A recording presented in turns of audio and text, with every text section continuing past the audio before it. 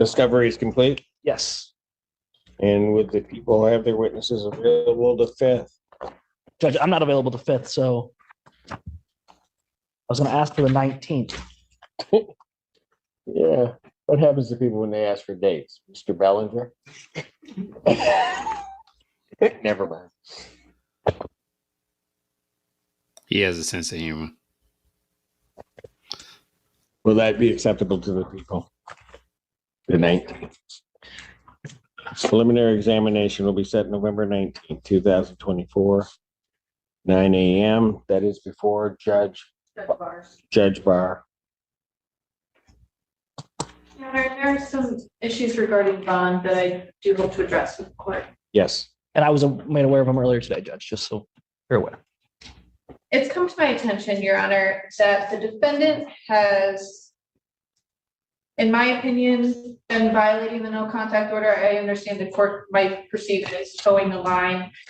However, he has sent a package with a note to the victim's residence. It's my understanding that the defendant characterized this as sending it to the kids. However, the note in it said, "I love you all so much. Love someone who loves you more than you could possibly know," or something along those lines. And then there's the additional incident of the defendant at least once being seen driving past the soccer fields while the child in common was in practice, after I believe the court explicitly stated that he was not to be at sporting events while the victim was present. So I am concerned at this point. This does seem to be, in my opinion, multiple violations of the no contact order. And I wanted to raise it. All right, guys, buckle up, because this hearing starts off calm and ordinary, but turns intense in a flash. The judge begins with routine scheduling, trying to set a preliminary examination date. Everything seems smooth until the prosecutor steps in and drops a shocking claim. The defendant may have violated a no-contact order. She accuses him of sending a package to the victim's house, disguised as something for his kids. Suddenly, the judge's tone shifts, the air in the room thickens, and the courtroom feels different. What was a casual exchange turns into a serious moment where everyone realizes this hearing just got real. You can almost sense the tension creeping in with every word as the judge prepares to dig deeper. Judge, he did send a package to his kids, which was just blankets for his kids and a note directed to his kids. Granted, the package was addressed to the complaining witness, but Excuse me? the package was addressed to the complaining witness, but it was just for the kids. He sent blankets to the kids. And then as to the, When was that? I don't, Your Honor, it was ordered, I believe, on the 19th, but I do also want to put on the record that the victim moved and the defendant had to go to great lengths to find out where they relocated to. So that is another reason I'm concerned. She did not share her new location with the defendant. She did not want him to know where she lived. The 19th, you said? Let me confirm one moment, Your Honor. When Judge Simpson sits back in that chair, it's not a good thing for people that may not know him.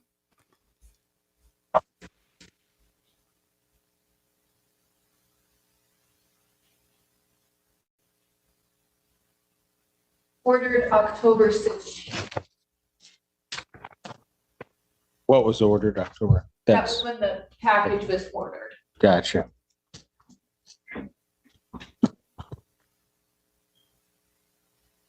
How old is the child?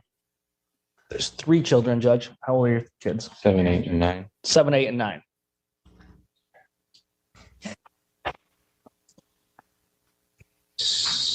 So why was the package addressed to, well, a couple of things. What was the purpose of this? To send something to my kids because I'm not able to contact them. And it's just something I knew that they would enjoy.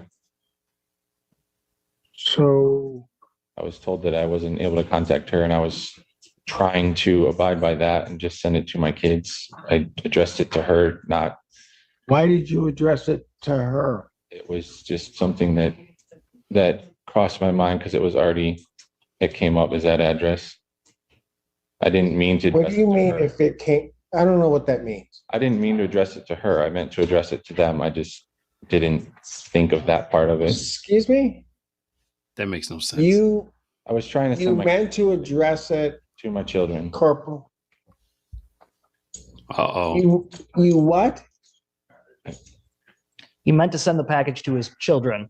So why weren't their names on the package? Because it was meant as a surprise, because they all had different blankets that they enjoy. And I couldn't leave it blank. He could have just addressed it to the kids. It still would have been a surprise. I was just trying to send something to my kids. I wasn't trying to disobey any rules. And this is all new to me. I haven't done this before, and I was just trying to send something to my kids.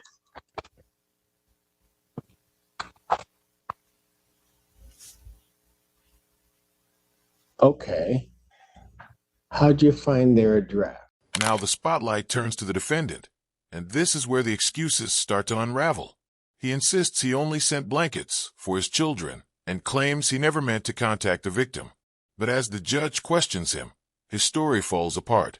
He stumbles through weak explanations, saying the address just came up automatically, and that he didn't think much of it. The courtroom watches as he struggles to sound believable, but the judge's expression says it all.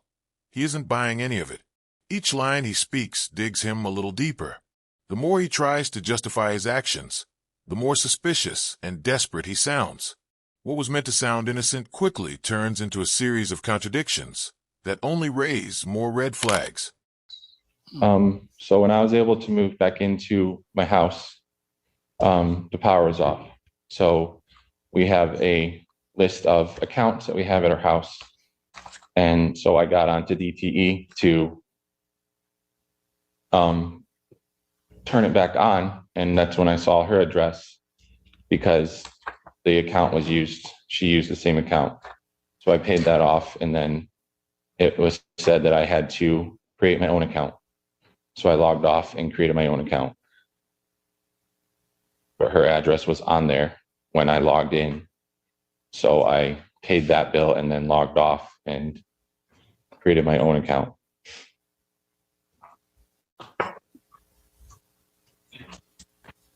So prior to doing that, you didn't know where your kids were. I did not.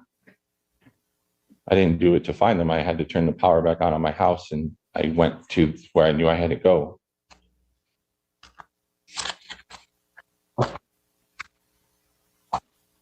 And so once you see that, Yes, then you decide to send the package?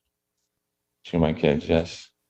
But Your Honor, there were 4 blankets sent, and he has 3 kids. So I don't really understand what that's going Oh, he in the chair. 4 blankets, 3 kids. 1 was for the lady. All right, I'll ask the $1 million question. You have 3 kids, you're sending them a blanket. Why'd you send 4? Please, you know what? I don't. Think about your answer to me. I look stupid, but I'm really not. It's just all what we used to do at our house when we lived together.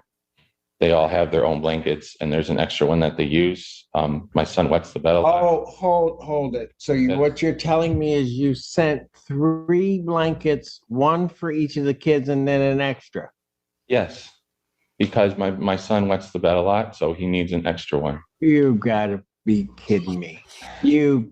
Is that your story? That's what you're gonna tell me. I don't know what else to tell you. I wasn't to my wife. Well, the truth would be okay. You better change it, man, because he don't like it. That's all I have. Why'd you send? I'm gonna give you another shot.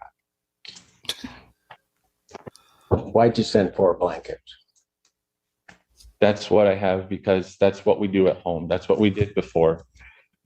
That's how I know what she's done, because she's told me. Because my son's extra blanket is actually on the bed at my house right now. You already sent the Like, corporal she's behind made him. the bed when she left, and it's still there.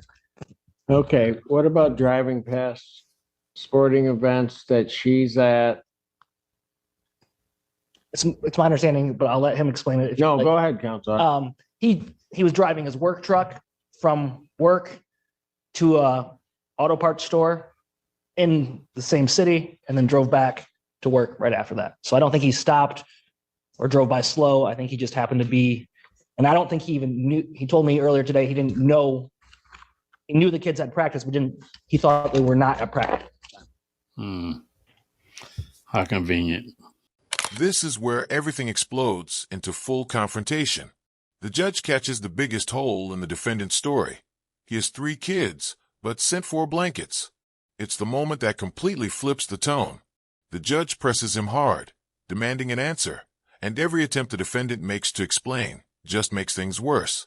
His logic collapses under pressure while the judge, clearly fed up, exposes his lies one by one. You can feel the energy shift. The courtroom goes silent except for the judge's sharp questioning. The tension is electric as the truth unravels in real time. This is the moment where the judge completely dismantles the defendant's credibility and makes it clear that his patience is gone.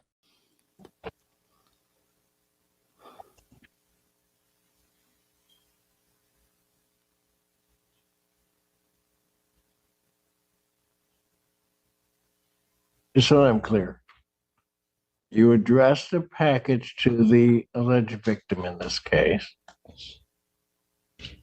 have 3 kids, so you know that there are 4 people that are in that house. You sent 4 blankets, but are telling me they were all for your kids. I miss anything? No. Counsel, do you want a hearing on this? As to a bond violation? I mean, I guess maybe, do you know were the 2 of the blankets the same, or if you know, I don't know if you know or not. I don't know. I don't, personally, it doesn't make a difference to me. There's 4 blankets, 3 kids, 4 people in the house. Package is addressed to the victim. That doesn't make a difference. Nope. Judge, I think we don't need to have a hearing. He can Okay, let me confess ask to- you this, because I'm about to revoke his bond. So, do you want a hearing on this, counsel? Yes. I figured as much. All right.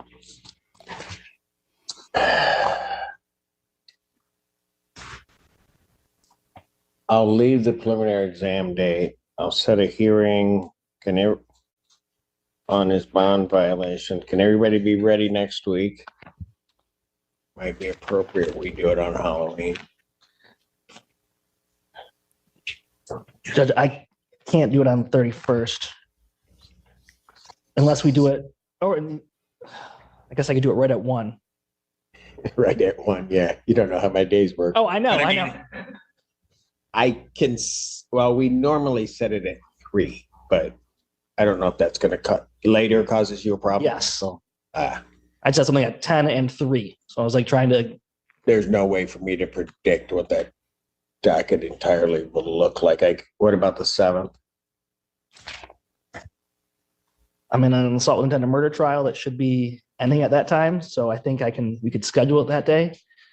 I should be done. All right. I'll set a hearing on his bond for November 7th, 2024 at 3 p.m.